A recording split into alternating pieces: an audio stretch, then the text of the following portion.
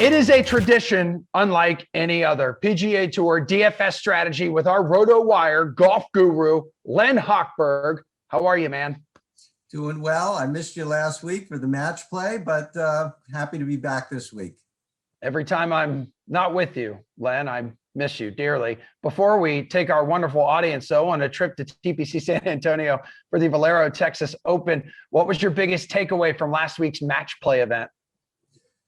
Well, Emerson, just the sheer obliteration of the top guys, the top 16 players in the world. Well, the top 16 seeds, Brooks Koepka was not there. 15 of them were bounced in the round robin format. Only Jon Rahm advanced, and he barely got through to the knockout round. So it just shows us the capricious nature of the match play. It happened very similarly back in 2019 in the previous match play. So it's just something that everyone should put in their back pocket for next year, or even their front pocket, that this is a wide open tournament unlike any other, if I may. Yeah, for sure. Bracket madness, like no matter what sport we're talking, this kind of format, it always delivers just straight up mind-boggling moments. With Dustin Johnson, though, pulling out on Monday here, Tony Finau is this week's highest priced golfer at $11,000. How much will you be considering paying up for him? Top-ranked player in the field now. Yeah, this is always a kind of a fun tournament for me to research and to write about. The Texas Open, it is one of the oldest tournaments in the history of golf. This is 99 years ago is when it was first played. It's only missed 2 times in its history, including last year. Unfortunately, there are only 5 other tournaments in the whole world older than this one. I'm not saying that Tony Finau could take 99 years to win another PGA Tour event, but I think he could be a good play this week. He is the top guy in the field, but not priced as the top guy in the field because Dustin Johnson withdrew. Finau is only $11,000. There are a lot of holes, long holes on this course that suit his game. And really, he is not as bad a putter as we like to make him out to be, maybe in clutch situations, but statistically, he is about 70th on tour in strokes gained putting, which would put him in the top 3rd of the field, and you will have to make some putts this week. I think he's a pretty good play this week. It's good to hear an objective opinion about Tony Finau, because usually I'm talking with Reed T. Fowler, who just fanboys like left and right with this guy. But I get it. He's been good this year, 3 runner-up finishes this season, tied for 3rd here in 2017 as well. Let's move down to the 10K range, shall we? Who's your guy between like Jordan Spieth, Scottie Scheffler, Hideki, Matsuyama? Yeah, this is a dicey group for me. I mean, I'll talk about Scheffler first. I mean, he went all the way through to the finals of the match play last week. I believe they played more than, he and Billy Horschel played more than 110 holes. And it really showed. They were pretty gassed on the back 9 in the late match on Sunday. They were just spraying the ball all over the place. I think it's going to be a little hard for him to get back, even though he's from Texas. And maybe if he wasn't from Texas, he wouldn't even be playing this week, the week before the Masters. I think it's a little tough for Scheffler to get back in gear and look ahead to the Masters. I'm a little concerned for the same reason as Spieth. I mean, he's really back on his game now in many ways. He's got to be really excited about next week. Hideki might be the best guy in that range of that group. You know, he's really has trouble getting in the top 10 because he can't putt very well. He's like a top 25 machine, but I think in this pretty weak field, there's a chance that he could be a top 10 guy.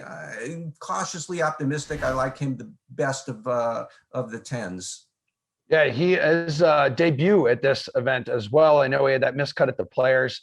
One of those guys had a group stage exit last week as well. The $9,000 range, though, here, Len, defending champ Corey Connors sitting pretty at 9.5. 2016 champ Charley Hoffman is $300 cheaper. So go on with one of these two or someone else in the 9K department.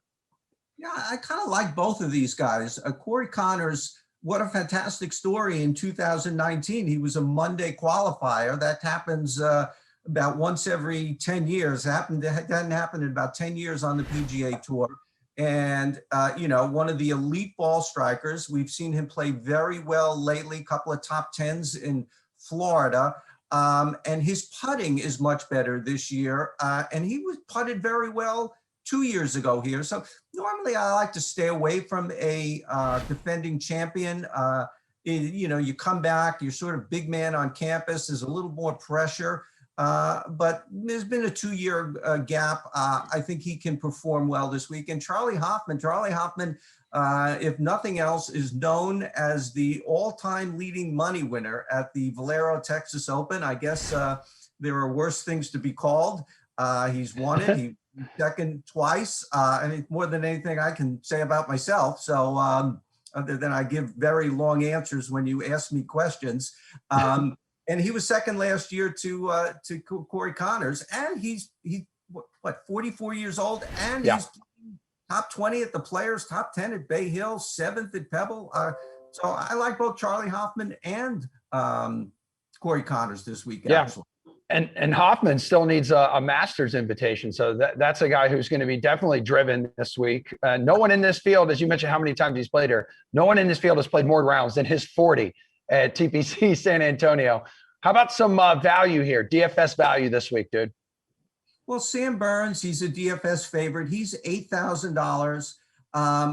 He almost won at Riviera. He was overtaken by Max Homa. He probably started to feel pretty good about himself. I mean, other than not being able to close it out. But I think he was humbled. He's missed his next 2 cuts. And I think maybe he's ready to get back to grinding and playing. And I think he's certainly a fair price at 8,000. He's not up around the upper 88, 89 that he could have been this week. A few others, Doug Gim at 7,300. He's got a bunch of top 25s. I kind of think he'll probably be a popular pick. One of my favorites, we've talked about him almost every week, Matthew Neesmith. He's finally out of DraftKings, has bumped him out of the 6,000s, all the way up to 7,100. But, just a greens and regulation guy. And here's an interesting guy at $6,700, Roger Sloan, a Canadian who, by the way, went to Texas El Paso, so familiar with Texas. He has had top 25s his last 3 times out. Granted, 2 of them opposite field events, but also the Honda. And this really surprised me. He's top 30th on tour in strokes gained approach and in tee to green, strokes gained tee to green, $6,700. I mean, interesting option there. All right. How about your pick to win? We've talked about value plays, talked about Tony Finau, some of the guys in between. Who is your pick to hoist the trophy?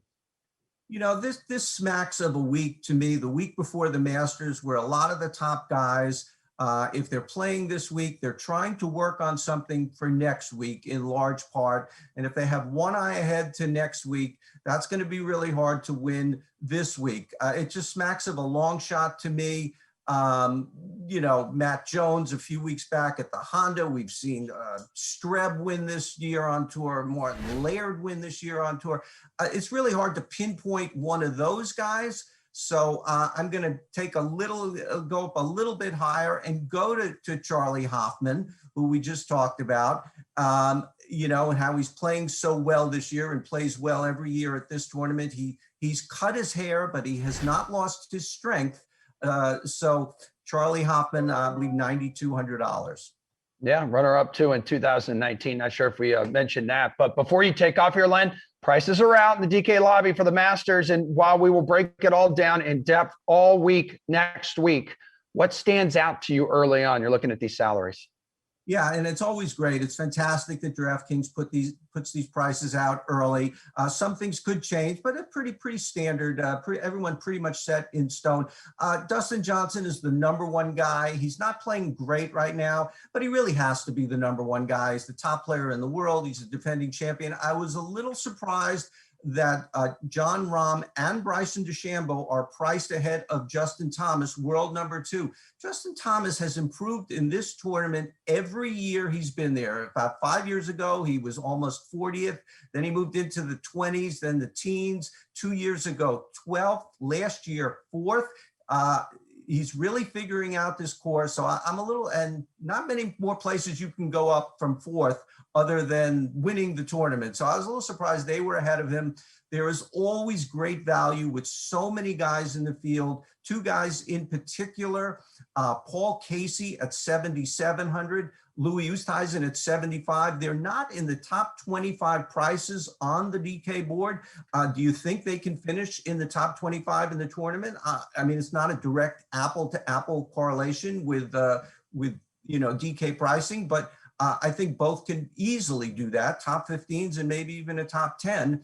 And I will say, if I can do a shameless plug, that for RotoWire every year, I put out a Masters value meter. I rank every player in the field 1 to 89 or 90, whatever it is this year. Apologies in advance to the Ian Woosnam family about the rankings, but that'll be live on the site on the weekend. It'll be great for DraftKings play and really anything, any gaming, any fantasy format for the Masters. Awesome, man. Looking forward to checking that out. Also, anyone watching right now, there's a big old fat Millie maker available. So go ahead, fill your lineups out early for the Masters on DraftKings. Len Hochberg of RotoWire, always good catching up with you, dude. Great seeing you, Emerson. Thank you.